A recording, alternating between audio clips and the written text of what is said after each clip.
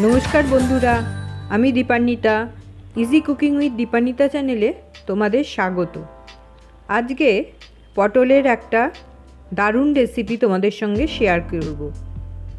चिंगड़ी माछ दिए पटलेर दोलमा। एटा बांगालीदेर खूबई प्रिय एकटी खाबार। ताहले चलो आमी किभाबे एई रेसिपिटा करी सेटा तोमादेर संगे शेयर करब। एर जोन्नो आमी निये नियेछि पटल। पटलगुलो एकटू बड़ो मापेर हबे और एकटू फोला धरनेर हबे, ताहले एर मध्य बेशी परिमाण स्टाफिंग ढुकबे। पटलेर बोटा और पेछन दिकटा एकटू करे केटे बाद दिए दिलाम। एरपर पटलेर खोसाटाके चेचे चेचे परिष्कार करे दिलाम। एबार पटलेर जे कोनो एकटा पाश थेके पटलेर बिचिगुलोके बेर करे निচ্ছি। एर जोन्नो आमी चामचेर पेछन दिकटा दिए এই কাজটা করছি। যে চামচের পেছন দিকটা একটু গোল মতন সেই চামচ তোমরা ব্যবহার করবে, না হলে পটল থেকে বিচি বের করার সময় পটল ফুটো হয়ে যেতে পারে। এইভাবে আমি সমস্ত পটলের বিচিগুলো বের করে নিয়েছি। এরপর পটলগুলোকে নুন আর হলুদ দিয়ে মাখিয়ে কিছুক্ষণ রেখে দেব। যেমন আমরা পটলের ভাজা করি সেই রকম নুন আর হলুদ এখানে দিয়েছি। পটলে নুন হলুদ মাখানোর পর একে 10 মিনিটের জন্য রেস্টে রেখে দেব। এদিকে আমি দুটো পেঁয়াজ কুচো করে নিচ্ছি। 4টে কাঁচা লঙ্কাও কুচো করে নিচ্ছি। নিয়ে নিয়েছি 1 মুঠো কাজু আর 1 মুঠো কিশমিশ। এই কাজু আর কিশমিশগুলোকেও কেটে কেটে একটু ছোট টুকরো করে নিলাম। আর নিয়ে নিলাম 250 গ্রাম মতন কুচো চিংড়ি। চিংড়ি মাছের পিঠের শিরাটা আমি পরিষ্কার করে দিয়েছি আর খোসাও ছাড়ানো আছে। এই চিংড়ি মাছগুলোকেও আমি কুচো করে নিলাম। এবার কড়াতে সরষের তেল নিয়ে নিলাম।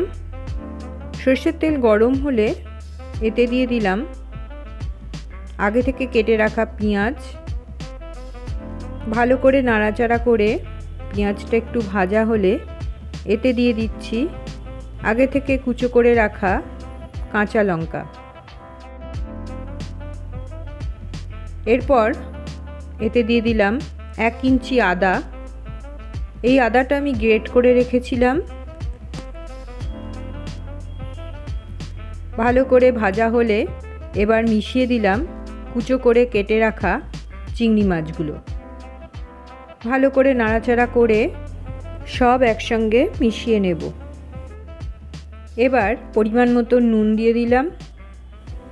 দিয়ে দিলাম 1/4 চা চামচ হলুদ, 1/4 চা চামচ জিরে গুঁড়ো, 1/4 চা চামচ লঙ্কার গুঁড়ো, 1/4 চা চামচ রসুনের পেস্ট।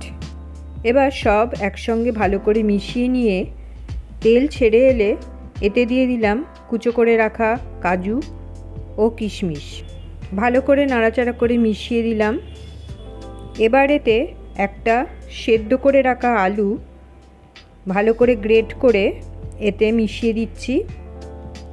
এই আলুর বদলে তোমরা পটলের ভেতরের শাঁস যেটা আলাদা করে রেখেছিলাম সেটাকে মিক্সিতে একবার বেটে নিয়ে এতে মিশিয়ে দিতে পারো। আমার পুর রেডি হয়ে গেছে। এই পুরটাকে ঠান্ডা করে তারপর পটলের মধ্যে ভরে দেব।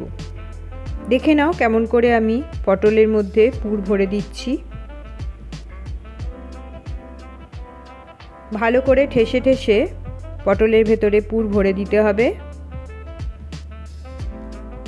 আরেকটা পটলেও আমি পুর ভরে দেখিয়ে দিচ্ছি। এইভাবে আমি সব কটা পটলে পুর আমি ভরে নিয়েছি।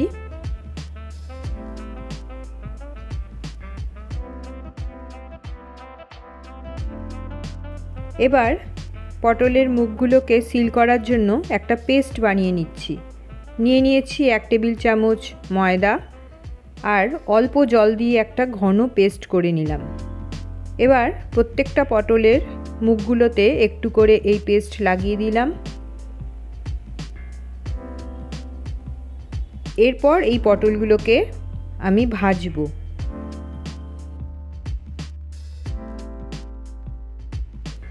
সর্ষের তেল গরম করে নিয়েছি।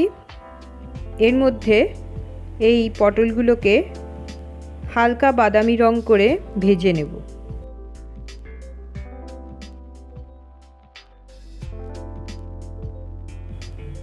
এইভাবে ঘুরিয়ে ঘুরিয়ে পটলগুলোতে যখন একটা হালকা বাদামি রং চলে আসবে তখন পটলগুলোকে তুলে আলাদা পাত্রে রেখে দেব।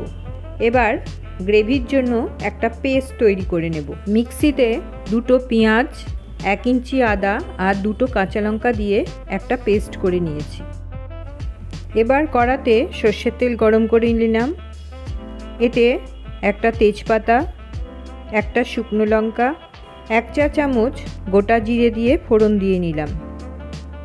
এবার এতে বেটে রাখা পেস্টটা মিশিয়ে দিচ্ছি। ভালো করে নাড়াচাড়া করে মশলাটাকে কষে নেব। এবার এতে 1/2 চা চামচ রসুন বাটা দিয়ে দিলাম। ভালো করে মশলাটাকে কষে নিয়েছি। এবার এতে 1 চা চামচ জিরে গুঁড়ো, 1 চা চামচ ধনে গুঁড়ো, 1 চা চামচ লাল লঙ্কার গুঁড়ো, 1/2 চা চামচ হলুদ দিয়ে ভালো করে মিশিয়ে দিলাম। একটুখানি জল মিশিয়ে মশলাটাকে কষলে খুব ভালো কষা হবে, না হলে মশলা পুড়ে যেতে পারে।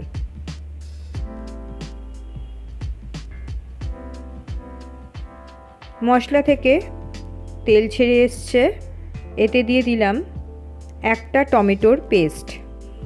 আবার ভালো করে নাড়াচাড়া করে কষে নেব। মশলা থেকে তেল ছেড়ে এসছে। এবার এতে জল দিয়ে দেব। যে যেরকম গ্রেভি পছন্দ করো সেই অনুযায়ী এখানে জলটা ব্যবহার করবে। এই রান্নাটা খুব বেশি পাতলা হয় না, গা মাখা মাখা হয়। এবার আগে থেকে ভেজে রাখা পটলগুলোকে দিয়ে দিলাম আর পরিমাণ মতো নুন দিয়ে একটা চাপা দিয়ে দেব 7-8 মিনিটের জন্য। এই সময় পটলগুলো ভালোভাবেই সেদ্ধ হয়ে যাবে। 7-8 মিনিট হয়ে গেছে। ঢাকনা খুলে এতে দিয়ে দিলাম 2 চা চামচ চিনি আর 1/4 চা চামচ গরম মশলার গুঁড়ো।